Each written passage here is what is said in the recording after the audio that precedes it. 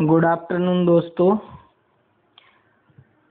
आज आप सभी लोगों को पता होगा कि उत्तर प्रदेश सरकार ने यूपी पीसीएस के थ्रू आरओ की वैकेंसी रिलीज कर दी गई है। आप सब लोगों को सोशल मीडिया के माध्यम से या सरकारी रिजल्ट के माध्यम से पता चल गया होगा। आरओ की वैकेंसी रिलीज हो चुकी है और 411 पदों पर इसके आवेदन आज से लिए जाने हैं, यानी 9 अक्टूबर से। तो बहुत डिमांड आ रही थी मेरे चैनल पर पीएस एकेडमी पर कि सर कुछ प्रारंभिक परीक्षा के बारे में, मुख्य परीक्षा के बारे में आप एक वीडियो के माध्यम से कुछ बताइएगा, बोलिएगा। तो आप सब लोगों के लिए टाइम निकाला है, देखते हैं इसके बारे में। प्री और मेंस पूरा इसका परीक्षा योजना, प्रारंभिक परीक्षा जो पीटी होता है और मेंस के बारे में, दोनों के बारे में आज डिस्कशन करेंगे। इसका क्या सिलेबस है, कितने नंबर से कहाँ से कैसा आता है, पूरा इसका एनालिसिस करेंगे। आप लोग कंटिन्यू वीडियो में बने रहिएगा एंड तक। ठीक है, थोड़ी गला खराब था, फिर भी नींद आ रही थी, बट मैंने कहा वीडियो बनाएंगे तभी उसके कदम सोना है। क्योंकि जो आरओ की वैकेंसी है, review officer, assistant review officer, ये वैकेंसी एक राजपत्रित अधिकारी की पोस्ट है, गजिस्ट्रेट पोस्ट है। और इसमें क्या है, बेस्ट इसलिए लगता है कि इसमें लखनऊ, जो कि उत्तर प्रदेश की राजधानी है, लखनऊ और इलाहाबाद सचिवालय में पोस्ट होती है। बहुत अच्छी पोस्ट होती है, इसका प्रमोशन बहुत आगे तक जाता है। ठीक है, तो ये तो ही इसके बारे में थोड़ी आउट ऑफ लाइन बताए। और एक मान के चलिएगा कि इसका बच्चे कुछ लोग बोल रहे थे कि सर कुछ पेपर, आज बहुत फोन आए, पेपर के बारे में बताइएगा। तो मैं बताना चाहूँगा कि जो यूपी पीसीएस ने, लोक सेवा आयोग ने कैलेंडर जारी किया था, उसमें कुछ डेटों को रिजर्व रखा गया था। तो ये मान के चलिए कि दिसंबर लास्ट वीक या जनवरी फर्स्ट वीक में पेपर होने के चांस हैं। तो टाइम कम बचा है, आप लोगों को स्मार्ट स्टडी करना है। मैं टाइम मिलने पर जॉब के बाद कंटिन्यू 1-2 वीडियो अपलोड करने की कोशिश करूंगा, आप लोग जहां से भी जैसा। इसका ये है कि जो मैं जनरल बताऊंगा टारगेट की 140 का सामान्य अध्ययन वस्तुनिष्ठ प्रकार का होगा। इसमें जो माइनस मार्किंग होगी 1/3 की होगी, 1/3 माइनस मार्किंग, जो सबसे खतरनाक यूपीएससी और रेलवे वगैरह लेता है, क्योंकि अब उत्तर प्रदेश सरकार ने 1/3 कर दी है कुछ टाइम से। और जो ये वैकेंसी है 2000, पहले इसको बोलते थे यूडीसी, फिर LDC, UDC, upper division clerk, lower division clerk, उसी का नाम चेंज करके ROR review officer, assistant review officer. और इसका क्या है, ग्रेजुएशन मांगते हैं 21 से 40। मैं इसलिए बता दे रहा हूँ इस वीडियो में ताकि आप लोग वो वाला वीडियो नहीं भी देख पाए, तो इसमें सब पता चल जाएगा। जनरल चीज ये तो सब पता ही होता है लगभग लोगों को। तो जो 140 नंबर का जीएस का पेपर होगा, कितने नंबर का होगा, 140 नंबर का। 60 क्वेश्चन हिंदी का रहेगा इसमें, तो टोटल हो जाएगा आपका 200 क्वेश्चन हिंदी रहेगा। अब हिंदी में 50 प्लस करना है आप लोगों को, जो कंटिन्यू लगे रहते हैं वो हो जाता है, क्योंकि इसमें पूरी हिंदी नहीं पूछी जाता, ही बताऊंगा। तो इसमें time duration 2 hours, 140 total question. अब जीएस में डिटेल में बताना चाहूंगा कि क्या क्या आ सकता है। सामान्य विज्ञान के भी 3 से 5 क्वेश्चन आ सकते हैं, और इंडियन हिस्ट्री, भारत का इतिहास, और भारतीय राष्ट्रीय आंदोलन। ठीक है, भारतीय राजतंत्र एवं अर्थव्यवस्था, तो एवं संस्कृति, तो ये तो पॉलिटी की बात हो गई, इकोनॉमिक्स की बात हो गई, और कल्चर, संस्कृति, कैसी विरासत का, और इंडियन एग्रीकल्चर, भारतीय कृषि, वाणिज्य एवं व्यापार, तो ट्रेड्स वगैरह ये सब रहेगा। जनसंख्या की बात हो जाएगी, पॉपुलेशन की, और इन्वायरमेंट। मैं हिंदी भी बताते जा रहा है, इंग्लिश भी बताते जा रहा है, कुछ लोग इंग्लिश वाले भी जुड़े हुए हैं। तो पॉपुलेशन, जनसंख्या, इन्वायरमेंट, पर्यावरण, ऑर्गेनाइजेशन यानी नगरीकरण, भारतीय परिप्रेक्ष्य में विश्व भूगोल, world geography and Indian geography, विश्व भूगोल और भारत भूगोल दोनों भूगोल रखे गए। और प्राकृतिक संसाधन, जब मैं इसको जीएस पढ़ाऊंगा तब उसमें डिटेल में पढ़ाऊंगा, अभी मैं बता रहा कहाँ कहाँ से कैसे क्वेश्चन आ सकते हैं। अधुनातन राष्ट्रीय अंतर्राष्ट्रीय महत्वपूर्ण घटनाएं, इसका शॉर्ट में नाम है current affairs, CA, Chronicle awareness, ठीक है। तो जो भी देश में डे बाय डे कंटिन्यू राष्ट्रीय अंतर्राष्ट्रीय घटनाएं घटित हो रही हैं, इसका क्रेज ज्यादा है। करंट अफेयर्स के क्वेश्चन 20 से 30 रहता है। तो ये कोई भी करंट अफेयर्स की किताब ले लो या जो भी कंटिन्यू आप अपने न्यूज़पेपर किसी के माध्यम से वो अपना कलेक्शन बना लीजिए नोट्स। सामान्य बौद्धिक क्षमता, जो रीजनिंग के क्वेश्चन होते हैं, जैसे 2013 में कभी 2 क्वेश्चन, कभी 3 क्वेश्चन, कभी 5 क्वेश्चन, ऐसा है इसका रेशियो रहता है। और 10 क्वेश्चन उसी में 2-3 क्वेश्चन मैथ भी आ जाता है। और उत्तर प्रदेश की शिक्षा, संस्कृति, कृषि, उद्योग, व्यापार एवं रहन सहन एवं सामाजिक प्रथाओं के संबंध में विशिष्ट जानकारी, यानी यूपी स्पेशल बोलते हैं उसको, उस पर भी ज़्यादा फोकस करिएगा। अगर आपको रियल में ये एग्ज़ाम क्रॉस करना है तो इसके लिए आप अभी से स्ट्रेटेजी ये बना के रखिएगा कि आप लोग क्या करते हैं, जैसे किसी का हिस्ट्री अच्छा रहेगा, किसी का साइंस अच्छा रहेगा, एक टॉपिक से कुछ नहीं होने वाला, सारे टॉपिक ऑल ओवर पर फोकस करना पड़ता है। 1-2 टॉपिक जिससे वो जिस स्ट्रीम से स्टडी किया होता है वो अपना बेटर करियर रहता है। जैसे हम लोग साइंस वाले बंदे हैं तो साइंस हम लोगों को बेटर रहता है, बट हम लोगों को सभी को लेके चलना है तभी सिलेक्शन हो पाएगा। क्योंकि जब आयोग क्वेश्चन सेट करता है तो हर जगह से उसको डालना रहता है क्वेश्चन। अगर उधर मिस कर दिया, सामने वाले को पड़ा रहेगा तो आप फाइट से बाहर हो जाएंगे। क्योंकि ये मान के चलिए कि 200 क्वेश्चन में मिनिमम कम से कम 140 होना चाहिए। 140 का मतलब समझ रहे हो, 70%, वो भी 1/3 की माइनस मार्किंग काट के, या 1/3 131 तो होना ही होना चाहिए कम से कम। अब वो निर्भर करेगा, क्योंकि जो 60 क्वेश्चन की हिंदियाँ आती है उसमें 60 में बच्चे 55 प्लस कर ही जाते हैं। चलिए, ये जीएस की बात हुई। एक पेपर हो गया जीएस का, फर्स्ट मीटिंग में होता है, उसी के जस्ट सेकंड मीटिंग में वो 1 घंटे ये होता है 2 घंटे का। जो हिंदी का पेपर हुआ होता है वो होता है भैया कितने का होता है, वो 1 घंटे का होता है, ठीक है। इसकी जो टाइम ड्यूरेशन होती है 1 आवर और पूर्णांक इसका 60 होता है। अब ये मत समझ लीजिएगा कि इसमें जो हिंदी आएगी, मैं क्यों बता रहा हूँ कि इसमें कुछ न्यू एस्पिरेंट भी होते हैं, उनको भी ललक रहती है कि मैं भी उसका क्या नाम आयोग में आजमाऊँ हाथ। उनके लिए बताना चाहूँगा, कुछ जो पुराने मेरे साथी हैं वो लगे हुए हैं, 1-2 लोग सचिवालय में भी लखनऊ हुए हैं, कई लोग कंटिन्यू लगे रहते हैं। अच्छी पोस्ट है, जिसका अच्छा हिंदी हो जाता है सही रहता है। पीसीएस से बेस्ट है, क्योंकि पीसीएस में 7 पेपर होना पड़ता है तो उतना मैनेज नहीं कर पाते सब लोग, बट ये जल्दी कवर हो जाता है, ठीक है। वो भी आएगा, उसको भी देखेंगे। तो सामान्य हिंदी जो प्रारंभिक परीक्षा है इसमें 60 क्वेश्चन। अब 60 क्वेश्चन में ये मन नहीं चलिएगा कि सभी हिंदी आएगी। इसमें ये होगा कि सामान्य शब्द ज्ञान एवं व्याकरण, वस्तुनिष्ठ, जो इसका टाइप होगा वो ऑब्जेक्टिव होगा, ठीक है, वस्तुनिष्ठ। अब इसमें जो विलोम शब्द आएंगे तो इसका फिक्स रहता है कि 10 क्वेश्चन ही आएंगे, 10 क्वेश्चन ही आएंगे। और कितने नंबर के होंगे, 10 नंबर के होंगे, इनका फिक्स रहता है। ना 11 क्वेश्चन होगा ना 9 क्वेश्चन होगा, 10 यानी 10। विलोम शब्द, क्योंकि ये जो भी पेपर सेट होता है वो सिलेबस के अकॉर्डिंग होता है। हिंदी तो बिल्कुल सिलेबस के अकॉर्डिंग रहेगा, उसमें फिक्स रहता है, पहले से आयोग ने बोल रखा ना।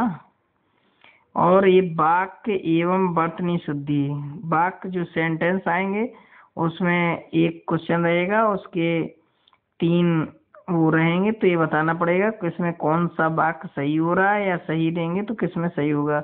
और वर्तनी शुद्धि, वर्तनी शुद्धि करना पड़ेगी।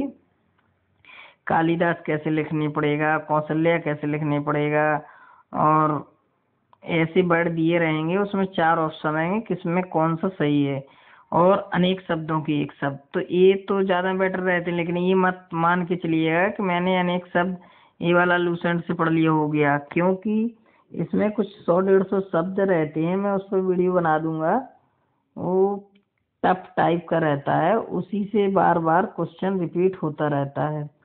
अब इसमें देखो विलोम शब्द कर लिया, थोड़ी कंफ्यूजन इसमें भी होती है वर्तनी शुद्धि, लेकिन वो कर ले जाते हैं जब कंटिन्यू आप रिहर्सल करे रहेंगे अभ्यास। और तत्सम तद्भव, तो तत्सम तो संस्कृत के साथ तद्भव, कुछ मैं तद्भव तत्सम की ट्रिक बताऊंगा, वो आप चैनल पर विजिट करते रहिएगा तो बता दूंगा कौन सा शब्द आएगा तब तत्सम मान के चलिएगा, कौन सा तद्भव होगा। और इसमें जो टफ वाला पॉइंट है विशेषण और विशेष, तो विशेषण जैसे वो है काला घोड़ा है, ठीक है, तो विशेषण इसी के अंतर्गत आ जाएगा, ठीक है, काला।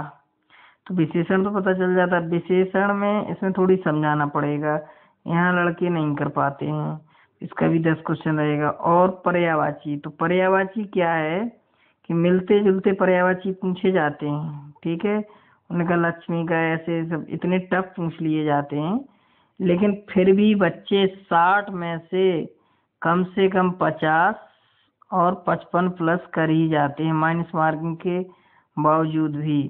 अगर आपने 50 इधर किया और अगर उधर 80 क्वेश्चन भी कर दिया 140 में और 50 इधर कर दिया तो आपका हो गया 130, 5 135। ये माइनस मार्किंग निकालने के बाद ये बोल रहे हैं। चलिए ये तो हुई प्री की बात। आप कहें तो मेंस का भी बता देता हूँ या प्री का ही रहने देते हैं। चलिए अभी इसमें प्री का ही बताते हैं, क्योंकि प्री का पेपर है, जो मेंस वाला होगा उसमें मेंस का भी मैं इंक्लूड करूँगा नेक्स्ट वीडियो में, वो बताएंगे। चलो अभी बता दे रहे हैं, कंटिन्यू लगा हुआ है PDF, आप लोग देख लीजिएगा ध्यान से। 1 मिनट।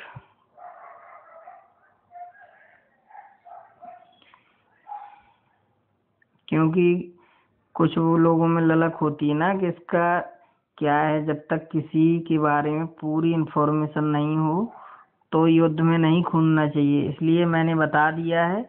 आप अपने हिसाब से इसमें लगिएगा, क्योंकि PCS और IAS कोई खेल नहीं है बच्चों का, इसमें तेल निकल जाता है अच्छे अच्छों का, ठीक है। ऐसे क्वेश्चन बनाता है कुछ पता नहीं चलता, हवा नहीं लगती है। बट ये है कि अगर आप अभ्यास करे रहेंगे और अच्छे रगड़े रहेंगे तभी पॉसिबल है। तो मेरी आप लोगों को दुआएं हैं कि सभी लोग आए और अच्छी कंटिन्यू पढ़ाई करें। अभी से भी अगर 3 या 4 घंटे पर डे भी देते रहेंगे तो काफ़ी सही हो जाएगा। फिर मैं बाद में बताऊंगा कहाँ से किस टॉपिक से ज़्यादा क्वेश्चन आने के चांस हैं। तो आप लोग सब्सक्राइब करिएगा चैनल को और देखिएगा। इसके माध्यम से ये हो रहा है कि मेरे को भी टाइम नहीं मिल पा रहा था जॉब की वजह से, तो मैं भी पढ़ा दे रहा हूँ और मेरा भी ज्ञान आगे ही बढ़ रहा। तो आप लोग अब देखते हैं मेंस के बारे में। मेंस में क्या है, चलिए मेंस के बारे में जो मुख्य परीक्षा है उसके बारे में आप लोगों को बता दूं। देखो इसमें क्या है कि जो प्री जैसा होता है एज एट एज, यानी एज एट एज मतलब जैसा प्री होता है वैसे ही मेंस में एक कुछ जो पेपर होता है सामान्य अध्ययन का, GS का, जनरल स्टडी का, वो मेंस में भी होता है। उसका भी टाइम ड्यूरेशन 2 आवर, क्वेश्चन की संख्या 120। बस फर्क मैं बता दे रहा हूँ कि जो इसमें क्वेश्चन आएंगे मेंस में उनका स्टैंडर्ड लेवल थोड़ी हाई हो जाएगा, ठीक। अब एक फर्स्ट पेपर की बात हो गई है, मेंस की बात हो रही है, 120 क्वेश्चन ये हो गया। तो जैसा pre as at as mains, जो सिलेबस प्री का है इसमें लिखा हुआ है प्रारंभिक परीक्षा जैसा, ठीक है, इसकी बात हुई। अब उसमें हिंदी में फिक्स रहता है कि 6 पोर्शन ही आएंगे, 6 टॉपिक आएंगे, उसी से 60 अंक आएगा। अब बात कर लेते हैं इधर पर सामान्य हिंदी एवं आलेखन की। तो अभी दूसरे पेज में जाना पड़ेगा। ये पहुंच गए, 1 मिनट का हुआ, इसको लाइन को हटाना पड़ेगा।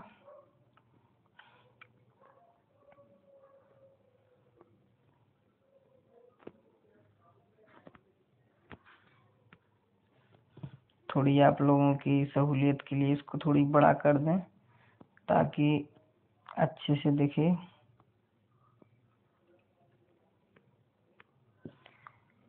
आप खंड आ, जो खंड आ से क्वेश्चन आना है हिंदी के, खंड आ परंपरागत सब्जेक्टिव, ठीक है। समय कितना है, 2.5 घंटे। पूर्णांक कितना है, 100, ठीक है।